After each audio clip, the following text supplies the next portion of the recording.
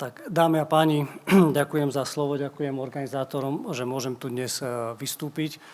Rád by som sa s vami podelil o moje praktické skúsenosti mentálneho kauča zo športového prostredia, ale aj z manažerského prostredia, ako ohľadne potenciálu a nášho športového výkonu. Možno ten môj pohľad bude trošku odlišný, ale z iného uhla pohľadu sa budeme pozerať na ten krásny a milovaný šport. Včera predvčerom išli zápasy Ligy majstrov, mohli sme ako diváci, ako pozorovatelia vidieť Atletico Madrid, ako skvelé defenzívne bránilo, ako malo taktiku jednotlivých hráčov, ako strieľali, ako koľko nabehali, štatistiky nám ukázali držanie lopty a podobné veci. Čiže všetko to, čo vidíme svojim okom, vieme krásne okomentovať, rozanalizovať a niekedy aj zaškatolkujeme. Ale často sa pozerám v šatni, spolupracujem s mládežníckymi reprezentáciami, pozerám sa na jednotlivých hráčov a hovorím si, čo tak, keby som mal nejaké rentgenové alebo iné oči a mohol vidieť do ich hlav, do ich vnútra. A mohol by som pozrieť, aké majú myšlienky, či pozitívne, či negatívne. Ako to sa prejavuje na ich emóciách, či je tam strach, či je tam stres, alebo naopak radosť, odvaha. Ako sa to potom prejavuje v tom fyzickom tele, to už vidíme potom priamo na tom ihrisku. A tu mi to pripomína, že sme ako ľadovec. Zhruba 10-15% toho ľadovca, tej špičky vidíme, ale to všetko, čo je pod hladinou toho ľadovca, respektíve pod hladinou toho mora nevidíme. Je to presne to, čo sa odohráva v každom jednom z nás, či sme futbaloví tréneri, či sme hráči, či sme manažéri, učitelia. Dôležité je, aby sme my ako tréneri, ako učitelia, ako rodičia dovolili tým našim hráčom, tým našim deckám, tým našim žiakom, aby sme mohli vstúpiť do tej ich 13. komnaty, aby sme ich na tej ich životnej ceste mohli sprevádzať. Ale nielen vtedy, keď sa darí, ale hlavne vtedy, keď prichádzame dole a robíme aj niekedy často chyby. Bol som minule na jednom veľkom mládežníckom podujatí, kde vystúpili rôzni motivační speakery. Atmosféra bola úžasná. Prekvapilo ma trošku to, že veľmi radi ideme k nejakej šablonovitosti. Mnohí tí speakery uvádzali, keď budete používať mojich 10 krokov, tak budete za priebehu pár mesiacov veľmi úspešní a bohatí. Keď budete používať pri predaji vašej služby, vašho produktu 5 mojich zásad, tak váš produkt bude do roka najpredávanejší. Ja spolupracujem s našim profesionálnym boxerom Tomikidom Kováčom a jeho chlapcami a mali sme tam tiež vystúpenie na tému mentalita víťaza. Ale predtým, ako sme išli vystúpiť, tak som sa opýtal, čo by ste chceli ako prioritne počuť. Hneď vystrelila jedna ruka z prvého stola a chlapec sa pýta, Tomi, povedz mi svojich 10 krokov, aby som aj ja mal takú úspešnú kariéru ako ty. Trvalo nám hodnú chvíľu, aby sme presvedčili týchto mladých ľudí, že každý z nás má svoju originálnu životnú cestu. Každý z nás má svoje poslanie a nie sú dvaja rovnakí ľudia z tých 7,5 miliardy na našej planéte. Čiže majme aj tieto veci na mysli. Poďme sa pozrieť na náš športový, manažerský, alebo neviem aký ľudský výkon. Asi budete súhlasiť s touto rovnicou, ktorú som nevymyslel ja, že je to potenciál mínus prekážky, mínus bariéry. Ten náš potenciál je ozaj neskutočný. Máme ho všetci hojne dostatok a ten nekonečný potenciál nemajú len nejakí šaolínski mnísi alebo hollywoodske filmové hviezdy. Máme ho každý jeden z nás. Čo je dôležité, ako sa my staviame k tým prekážkam. Počas tej našej výchovy, aké prekážky si zoberieme od svojich rodičov, od svojich učiteľov, od svojich spoluhráčov, od svojich spolužiakov, od nášho blízkeho či vzdialenejšieho okolia. Prekážka, keď ju zoberieme, že je výzvou, zrazu prekážka sa stáva mostom k k tým našim lepším zajtrajškom, k tým našim vysnívaným výkonom. A všetky limity, všetky prekážky máme len ozaj v našich hlavách. Preto svojim klientom odporúčam, aby snívali, aby išli, aby konali. Samozrejme, len snívať nestačí. Keď mi niekto povie, že len silou myšlienky viem si urobiť z vajíčka voľské oko, tak asi nebudem s ním súhlasiť. Ale keď zoberiem panvicu a dám to voľské oko na tú panvicu a na ten plyn, tak mám krásne voľské oko. Čo nám bráni naplno využívať náš potenciál?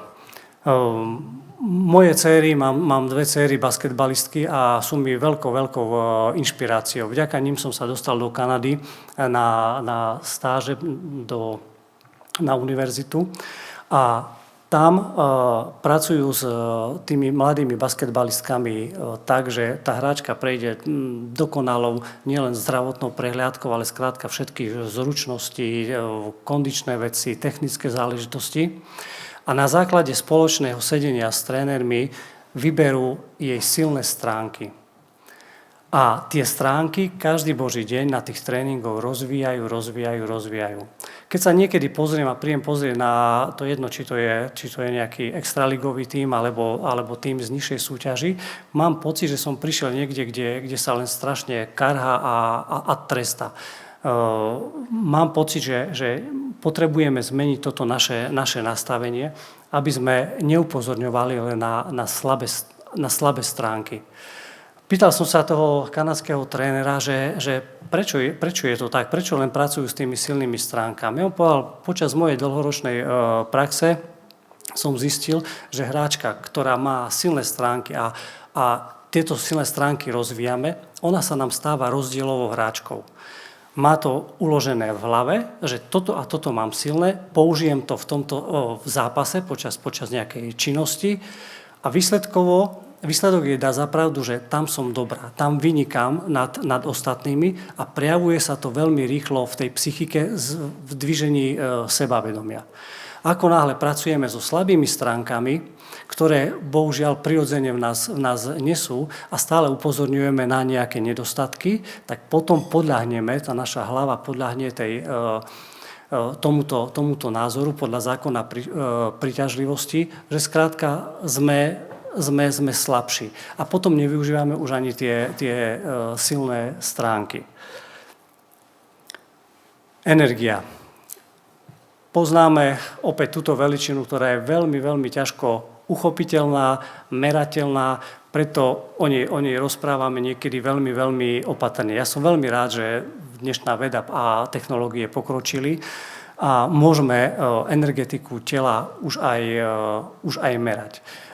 Uvediem vám tu 2 príklady. U nás v Košiciach máme také centrum, kde túto energetiku pomocou Color Association Method meriame. A prišla za mnou jedna veľmi úspešná basketbalistka, ktorá, tuším, minulý rok v januári, jej tím vyhrával v našej lige všetky zápasy. Predpokladal by človek, že ona ako kapitánka musí byť nadšená, musí byť happy a musí tou energiou prekypovať. Naopak vyjadrila sa mi: pán Mackulín, som unavená, som frustrovaná, nie som seba realizovaná. Urobili sme jej merania energetické. Takto vyzerá športovec tesne pred vyhorením. Tuším nejaký 39,8% tá životná energia a tá prvá tá ručička ukazuje tú mentálnu húževnatosť. Vedel som, že toto je len dôsledok. Že skrátka jej pocity nám dali meraním za pravdu, že ona sa necíti komfortne. Ale potrebovali sme nájsť tú príčinu. Po dlhých rozhovoroch s ňou sme zistili, že tréner ju možno nevedome zaškatulkoval ako brániacu hráčku. Ona svoj výkon mohla sa realizovať iba pri doskoku útočnom, respektíve obrannom, ale v útoku zakončovala len raz, dvakrát za polčas. Lebo ostatné zakončenia mali jej americké kolegyne, ktoré sú sebavedomé a ktoré nemali problém s tým strieľaním. Keď som to povedal trénerovi, zháčil sa a hovorí, prečo mi to tá dievčina nepovedala. Ja som to vôbec som to takto nemyslel, tak zmenil, úplne stačilo málo. Zmenil v 2 akciách, že tá dievčina, naša slovenská kapitánka, začala ona zakončovať. Zrazu začala dávať viac bodov, zrazu začala lepšie doskakovať. Samozrejme, robili sme rôzne vizualizačné techniky, relaxačné techniky, dobíjali sme baterku a veľmi dobrá spolupráca, opakujem, bola s tým trénerom a ruka v ruke v priebehu necelého mesiaca sa jej energetika tela zvýšila na skoro 60%, nastavenie, postoj na zápas, na tréning bol ohromný. Ďalšia vec, ktorá nám zráža alebo nedovoluje rozvinúť ten náš potenciál. Často hráme hru obete. Keď si všimnete, hovorím, veľmi rád pozorujem ľudí, keď sa idem prejsť po meste, keď svieti slnko, nadávame, že svieti slnko. Keď prší, hovoríme preboha, len aby už bolo teplo, už nech neprší. Tu uvediem príklad, možno poznáte Nika Vujčiča. Chlapík, ktorý nemá ruky, nemá nohy, hovorí svojej biografii, tiež pár rokov žil ako obeť. Všetci ma ľutovali, všetci ma vozili, všetci neviem a ja som prijal túto pozíciu tejto obete. Ale prišiel zlom a ja som si povedal, že ja chcem byť tvorca. Ja chcem pevne držať volant svojho života a tak sa z neho stal motivačný speaker, napriek tomu, že má handicap, robí rôzne DVDčka, rozdáva radosť, lásku mnohým ľuďom po celom svete. Keď si v pondelok ráno kúpim denník šport, tak po vyjadreniach hlavne trénerov, ktorí prehrali, nestačím sa čudovať. Chyby, samé chyby. Bohužiaľ, či Bohu vďaka, žijeme v duálnom svete a neuvedomujeme si. Najradšej by sme chyby veľmi radi zo svojho života vytesnili. Neuvedomujeme si, že chyba je niečo neskutočné. Neviem ako vám, ale ja, keď som spravil nejakú chybu, nejaký omyl, alebo padol som či v pracovnom alebo súkromnom živote na kolená, tak niekedy som veľmi bojoval. Teraz tie svoje chyby alebo nedobré veci snažím sa prijať. Snažím sa opýtať sám seba, čo mi táto chyba dáva, čo mi chce povedať. Poučiť sa z nej a viem, že chyba ma môže neskutočne katapultovať dopredu. Jeden múdry a veľmi úspešný tréner povedal, že strašne ho hnevalo, keď moji hráči robili chyby. A ja, nechtiac, nevedome, som ešte 3-4 minúty po ňom pokrikoval po tom hráčovi, až potom jeden múdry človek mi povedal, že z časového hľadiska chyba, ktorá sa stala teraz, je už minulosť. Tú chybu už nevieme vrátiť späť. A preto do každého zápasu ja teraz idem s tým, aby ja a moji chlapci sme urobili o jednu chybu menej a vtedy viem, ako súper, a vtedy viem, že odchádzam z tej palubovky ako víťaz.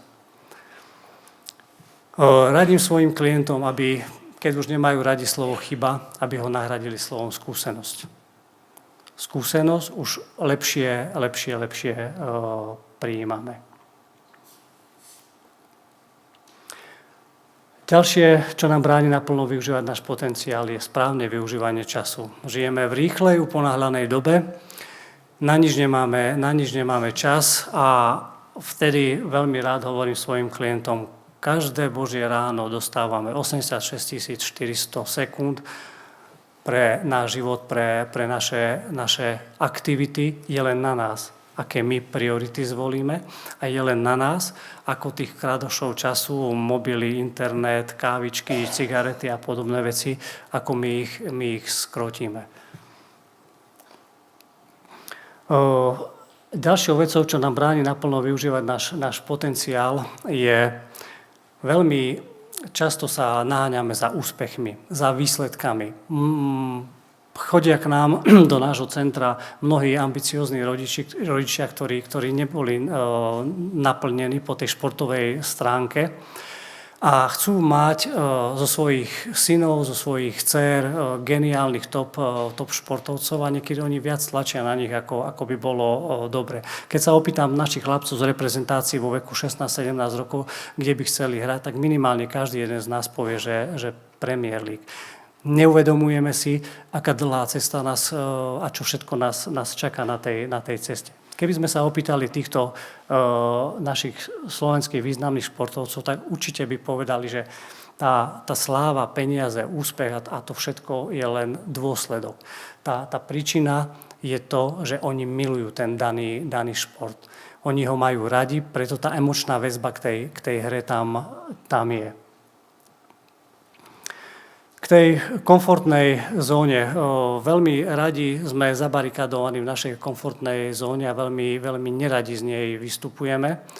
Ja vrele odporúčam, aby trénerom, manažérom, aby sme zobrali z tej našej obývačky, respektíve z obývačky, ako je futbalové ihrisko, ako je boxerský ring, ako je palubovka, alebo ako je kurt tých jednotlivých hráčov, ako sú futbalisti, tenisti a podobne.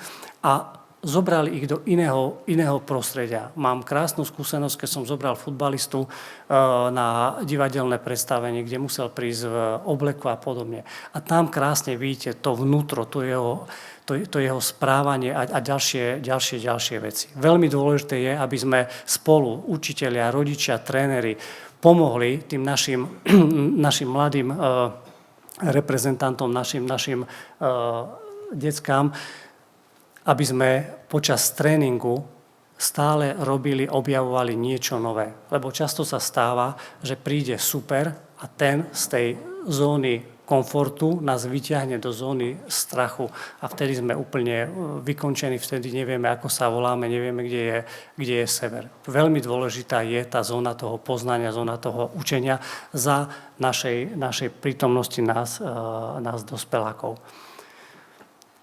Toto je taký výrok známeho, asi jedno z najlepších basketbalistov histórie Michaela Jordana. Asi nie je čo komentovať k tomu. A poslednou vecou, ako by sme sa mohli my inšpirovať od Čmeliaka.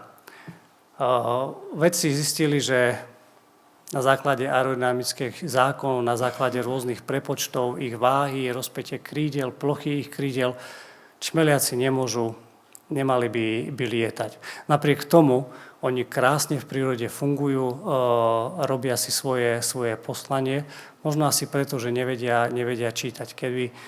Keby si prečítali tie závery, že skrátka nemôžu lietať, tak asi by stratili tiež odvahu. A ja vám všetkým prajem, aby každý jeden z vás ste naplňali to vaše krásne životné pracovné poslanie, aby ste využívali všetky svoje silné stránky a naplno rozvíjali ten váš krásny potenciál. Ďakujem.